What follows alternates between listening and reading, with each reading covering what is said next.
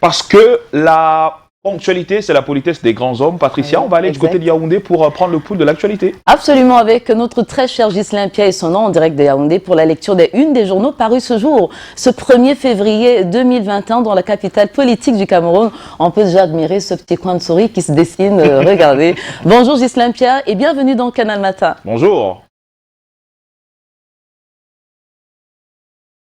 Voilà, bonjour Patricia, bonjour également à vous Fidjil, bienvenue à tous les deux à Yaoundé. Yaoundé étant la capitale camerounaise où je vous accueille comme de tradition, le cœur enflammé de joie, vous, mais également les millions de téléspectateurs de Canal International, ceux du Cameroun et du monde entier qui sont tous chargés fort d'informations. Bienvenue à cet exercice, vous l'avez indiqué, la revue de presse sur Canal Matin et donc sur Canal International.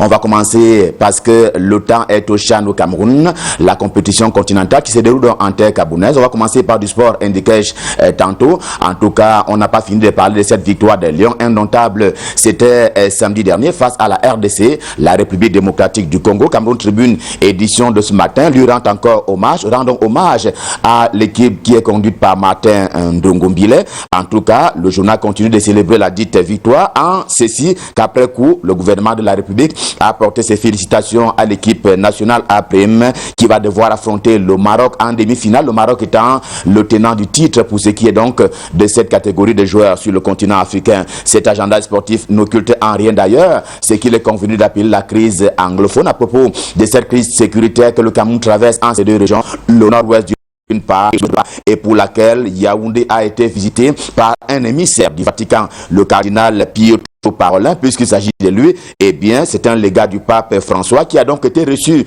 en audience au Palais de l'Unité par le président de la République, Paul Biya. L'audience aura porté, dit-il, sur la paix et la sécurité concernant justement ces deux régions-là, le nord-ouest et le sud-ouest camerounais. Cette nouvelle offre de paix fait également battre le cœur du journal Essingan, lui aussi en kiosque ce lundi 1er février 2021, et le journal qui reprend en cœur justement quels ont été les tenants et les aboutissants de cette audience que le président camerounais a accordée à l'émissaire du Vatican au palais de l'Unité, le palais du peuple camerounais. Et bien le Vatican qui suggère au pouvoir de Yaoundé de pouvoir poursuivre ses efforts en matière de lutte contre ce qu'il est convenu d'appeler le tribalisme, autre mot qui mine le Cameroun parce qu'il faut bien le dire, il y a en sous-bassement le tribalisme, mais également d'autres mots qui peuvent provoquer ainsi le peuple à pouvoir se ranger d'un côté comme dans l'autre, c'est-à-dire du côté des terroristes.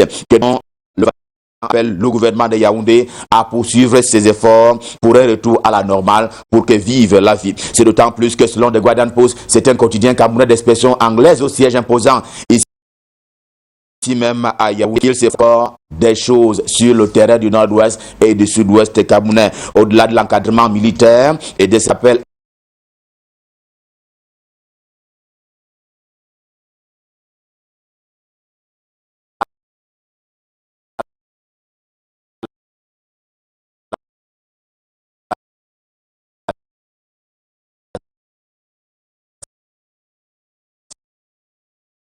ce GDN, le grand dialogue national qui s'est tenu il y a 2 ans au palais de congrès de Yaoundé, Camerounais et de tous bords se sont donc retrouvés à cette occasion-là pour fumer entre autres le calumet de la paix, mais cela n'a toujours pas été le cas. Eh bien, cette fois-ci, The Guardian Post accuse quelque peu les élites originaires du nord-ouest et du sud-ouest qui ne prêtent pas assez attention aux aspirations du peuple local, aux aspirations des Camerounais d'expression anglaise. Cela, malheureusement, dit-il, au profit des Camerounais d'expression française. Certaines de ces figures, vous le voyez, sont d'ailleurs visées ce matin par le quotidien des Guardian Post. Mais en réalité, pour ce qui est donc du retour à la sérénité, eh bien, le terrain n'offre pas toute la sérénité requise pour un retour normal des choses, y compris de la circulation des hommes et des biens, donc de la circulation économique. Intégration, c'est le journal de Thierry Ndorouna, c'est le journal qui se préoccupe donc des questions d'intégration sous-régionale. Le journal s'y fait ce matin en vague douce. Il entre et existe toujours.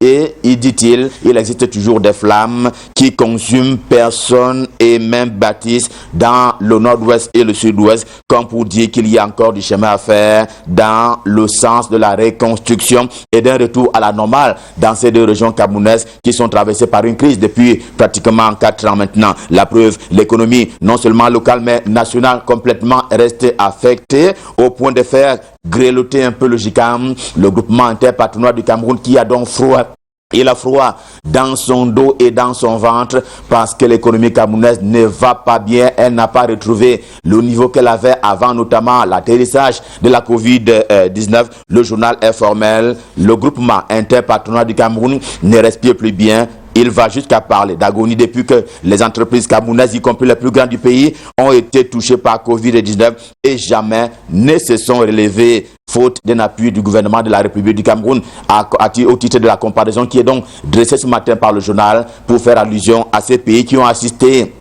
les entreprises de leur terre au lendemain de la Covid-19 et même pendant. Heureusement, peut-on lire cette fois-ci dans les colonnes d'un autre journal, Défi actuel pour ne pas le nommer, eh bien, heureusement, il y a le port autonome de Douala qui sort donc du lot et même de l'eau. Défi actuel ce matin s'emploie pour cela à montrer le bon état de santé de la régie du terminal à conteneurs. Son score est de plus de 50 milliards de francs CFA au titre de l'année 2020 et au titre du chiffre d'affaires. La Voix du Centre s'intéresse tout aussi à la vie de ce joyau économique camerounais, à savoir le port autonome de Douala, cette fois-ci sur le terrain judiciaire. On savait l'affaire pendante devant les tribunaux d'ici et d'ailleurs entre le port autonome de Douala et le groupe français Bolloré. La Voix du Centre remet la balle au centre ce matin en disant que la Cour commune de justice et d'arbitrage qui a donc pour siège à Abidjan en Côte d'Ivoire a donc tranché en faveur de la partie camerounaise,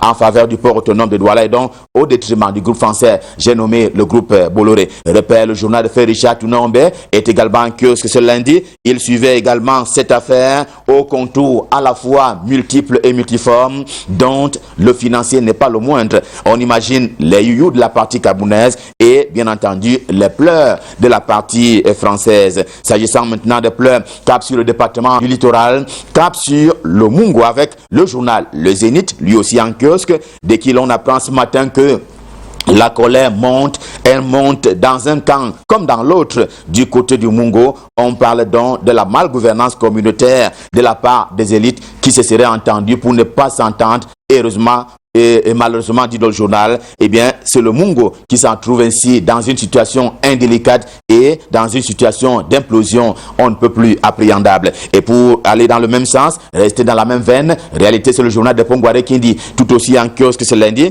eh bien, qui rapporte ce mémorandum du peuple Nimangou, ainsi appelé jadis peuple falli par le colon. Cette minorité dans les départements de la Benoué et du Mayo-Louti, nous sommes dans la région du Nord Cameroun, eh bien, cette minorité, disais-je tantôt, revendique plus de considération, notamment pour ce qui est des concours administratifs, autant qu'une réconsidération de leur chefferie traditionnelle. Le mémorandum est adressé au président de la République, Paul Biya, pour pouvoir mettre fin à ce que ce peuple considère comme étant une grave discrimination, mais discrimination négative. Libération plus d'Amadou Tidjani est en kiosque, eh bien loin de cette préoccupation concernant dans ce mémorandum du peuple Fallé, eh bien le journal lui parle quant à lui du chef Sokoundjou qui est considéré à tort ou à raison comme étant un acteur de la clameur publique.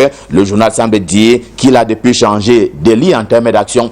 On l'aurait attendu sur le terrain de la chefferie traditionnelle en tant qu'autorité traditionnelle. Il a donc depuis quitté ce lit-là pour s'intéresser à la politique tout court. Que non, répond pour sa part le quotidien bleu, le jour du jour, c'est-à-dire le journal d'Amban Mana, selon qui il s'agit simplement d'une autorité, mais d'une digne autorité de son rang, qui s'est levé le ton et par le temps quand il s'agit notamment de défendre les intérêts de sa personne et de son autorité d'une part, et d'autre part, les intérêts de ses populations et donc de son peuple. Et le pouvoir n'aime pas ça, d'où donc la traque qui est organisée autour de Sa Majesté Sokoundjou. En tout cas, Info Matin de 19h20, lui aussi en kiosque ce matin, n'est pas surpris, mais s'interroge cependant sur le cas de ce sauvetage qui est manifestement annoncé par certaines sources. Eh bien, sauvetage de l'ancien ministre de l'eau et de l'énergie, j'ai nommé Basile Atagana Kouna, va-t-il donc vaincre l'opération dite épervier au Cameroun en se faisant libérer? Qui aurait-il intérêt à ce que cela se produise au Cameroun? Question millions à 0 francs qui est formulé ce matin par Info Matin. Info Matin qui a d'ailleurs fait un travail quelque peu commun avec le quotidien Mutation de Gap, car le quotidien Mutation s'intéresse aussi à cette problématique relative à la libération ou non de l'ancien ministre de l'eau et de l'énergie, j'ai nommé justement Atanakuna, qui se trouve aujourd'hui dans les geôles après avoir été arrêté par les services compétents, c'est-à-dire la gendarmerie, puis mis à la disposition de la justice camerounaise. Le journal se pose les mêmes questions et propose des réponses différentes. Toujours est-il qu'il y a un débat autour de sa libération. Tout est dans la procédure, car il y a quelques jours encore, le parquet notamment, rappelle le journal, ordonnait quelque peu à ce que les coffres soient éventrés, les coffres qui appartiendraient, qui auraient été attribués à l'ancien ministre de l'eau et de l'énergie, Basile Atanganakuna. Et manifestement, après éventration de ces coffres-là, on aurait trouvé ou pas de l'argent. En tout cas, le débat est lancé sur la libération ou pas de cet ancien membre du gouvernement. Le feuilleton se poursuit. Mais avant cela, Meyomessal Hebdo en kiosque tient à un rappel sur la ligne de la lutte contre la corruption et même les détournements des fonds publics. Eh bien, Paul Biya reste légaliste, bien que étant parfois humaniste et même humanitaire. Allusion faite à ces tolérances qui ont été accordées par le passé à certaines pontes du régime, à certaines proies de l'opération dite épervier, à l'instar de Yves-Michel Foutrou, très récemment encore, Lazare et Simi Meigné, il y a quelques années, et plus loin, Dieudonné Ambassadeur, qui fut donc ministre des Travaux publics au rang donc de ces exilés, jadis prisonniers sur l'ensemble du territoire camerounais. L'œil du Sahel, le journal de Guibaï Gatama est en kiosque ce lundi. Quant à lui, il reste dans le Sahel, c'est-à-dire le septentrion camerounais, l'Adamawa, le nord, mais également l'extrême nord. Cap ce matin sur la région Château du Cameroun, j'ai nommé l'Adamawa pour opérer simplement une remarque fondamentale à l'issue des élections au sein des conseils régionaux. Eh bien, cette région-là offre un spectacle quelque peu désolant. Il n'y figure ni jeunes, ni femmes au rang de responsables du conseil régional. Les petits vieux ont donc confisqué les pouvoirs locaux. C'est donc ce que dit l'œil du Sahel en kiosque ce matin. Et puisqu'on parle d'eux, un clin d'œil au député et homme d'affaires Jean-Claude Feuteux. C'est en compagnie du journal La Voix du Noun. Jean-Claude Feuteux, alias Claude le Parisien. Eh bien, le journal lui rend simplement hommage ce matin de par la réalisation de toutes ces œuvres que le journal qualifie donc d'œuvres d'Hercule. L'avenir est en kiosque, le quotidien est également en kiosque ce jour. Il fait d'ailleurs sa une au contraire sur un cas de déflagration dans la gestion des fonds de survie Cameroun avec une incrustation dans le MRC, le mouvement pour la renaissance du Cameroun. L'on apprend du journal qu'une affaire de 200 millions de francs CFA divise le leader du MRC, le mouvement pour la renaissance du Cameroun, qui est donc dirigé par le professeur Maurice Kamto. Et cette tranche-là donne lieu à une espèce de crise entre lui et son principal opérant en matière de stratégie économique. Et pour terminer ce matin, voici la nouvelle, une nouvelle qui est portée par le journal La Nouvelle ce matin. Il tient des noms de ses ministres pour parler des membres du gouvernement qu'il a pris le soin de noter comme si c'était un professeur face à ses élèves. Eh bien, ils sont déjà bannis par rapport à un éventuel rebanniment ministériel. Qui sont-ils? Que font-ils? Quel secteur d'activité occupent-ils? C'est à lire dans les colonnes du journal La Nouvelle, édition de ce lundi. Revue de presse Made in Yaoundé, Made in Cameroun tout court, édition de ce 1er février 2020. Évidemment, enflammé demain, ce sera avec plaisir qu'on va vous retrouver et nous serons dans les mêmes dispositions et même prédispositions, questions de vous servir.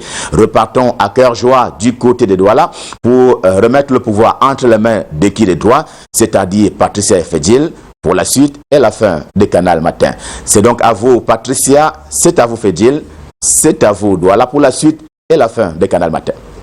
Merci beaucoup, Ghislain Pierre-Essonneau, on va dire un jeune qui, en plus, est un véritable modèle pour la jeunesse parce qu'il sait si bien jouer sa partition.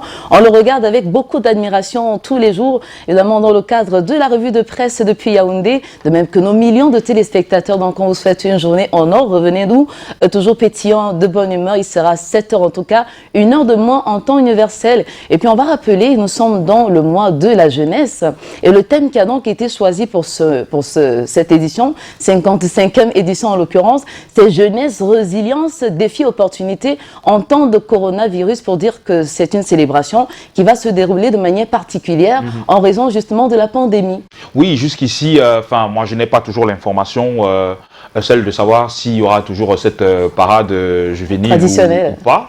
De toute façon, on attend, mais je pense que respectons les mesures barrières. Je pense que même s'il y a une parade, ça va se faire tout en respectant les mesures. Je ne sais pas encore comment ça va se faire dans ma tête, j'essaie de voir. Soit il n'y en aura pas, ou alors, bref. Mais de toute façon, quand même, dans les établissements, je pense qu'il y aura des soirées, des événements culturels, comme à l'accoutumée. On a des kermesses, oui, ça c'est bon. Ça va se faire de toute évidence dans des conditions assez particulières. En attendant, ce que nous devons faire, c'est toujours de tousser dans le coude. Hein, toujours, parce qu'on va dire que la résurgence a lieu un peu partout dans le monde entier. Donc on doit redoubler de vigilance, se laver les mains autant que faire se peut avec de l'eau, du savon. Toujours marcher avec sa solution hydroalcoolique, c'est très important. Très important, oui. Et bien sûr le masque. Et d'ailleurs, pour revenir justement sur cette précision du chef de l'État, c'était lors de son adresse en fin d'année justement à toute la nation camerounaise, il mettait un accent sur le fait qu'il y a, on va dire, une petite négligence justement au niveau du respect de ces mesures barrières-là. Donc vraiment, vivement que voilà, qu'on reprenne les choses en main et qu'on soit davantage responsable, il va de notre santé. Alors aujourd'hui, on va rappeler qu'on a, pour ma chanson du cœur. Oui, pour la chanson du cœur, on a deux chansons certainement qui vont vous faire remonter pas mal de souvenirs. On a les Rumta. Oui, les Rumta qui étaient donc les petits-enfants ou encore les ados, parce qu'après ils sont devenus ados, de l'époque qui avaient été produits et réunis par un certain... Attendez, je cherche le nom. D'accord, et on va rappeler justement le temps que vous nous donnez une ou deux petites précisions par rapport à ces artistes, ces jeunes qui ont fait notre fierté dans les années 90.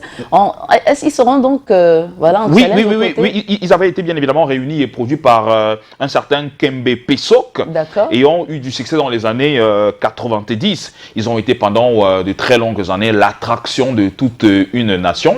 Et donc, il y a une chanson certainement que vous connaissez qui a bercé votre enfance dans les années 90, qui va s'opposer à celle de Rachel Mimbo, cette passionnée de musique qui va donc commencer ses classes à travers les concerts scolaires, qui va aussi bien évidemment taper dans l'œil et dans le cœur des Camerounais, surtout le magnifique clip qui avait été réalisé par Fojo. Un clip à l'époque qui était innovant parce qu'on voyait des choses qu'on n'avait jamais vues dans des clips. Et pour ceux qui se posent la question de savoir ce qu'elle est devenue aujourd'hui, je rappelle qu'en plus d'être chanteuse, c'est aussi une professionnelle de la santé. Donc elle est une technicienne de la santé. On reviendra peut-être tout à l'heure pour que je puisse vous dire ce que sont devenus les Rumta. Exact. Oui, nos très chers... enfants de l'époque, parce que je rappelle que la majorité d'entre eux est née dans les années 1970, 1979 par là. Et donc, c'est des gaillards aujourd'hui, c'est plus des enfants. Sans votre rapport, comment on aurait pu avoir toutes ces informations, Fidji? Vraiment, merci. Et justement, à vous, chers téléspectateurs, n'hésitez pas à aller sur la page Facebook de Canal Matin. Faites-vous plaisir. Racontez-nous tout ce que cela vous évoque en termes de souvenirs. On aimerait bien les partager avec vous. Et à noter qu'on aura aujourd'hui donc André Mirabeau-Mahop qui va nous parler d'actualité sportive. Et il sera donc suivi par Joe Matrix pour ce qui est justement de ces rendez-vous culturels majeurs, pas seulement au Cameroun, un peu partout dans le monde entier. On en sera long en deuxième partie puisqu'on y est. Et pourquoi pas faire un clin d'œil à nos annonceurs? Pourquoi pas? Tout de suite.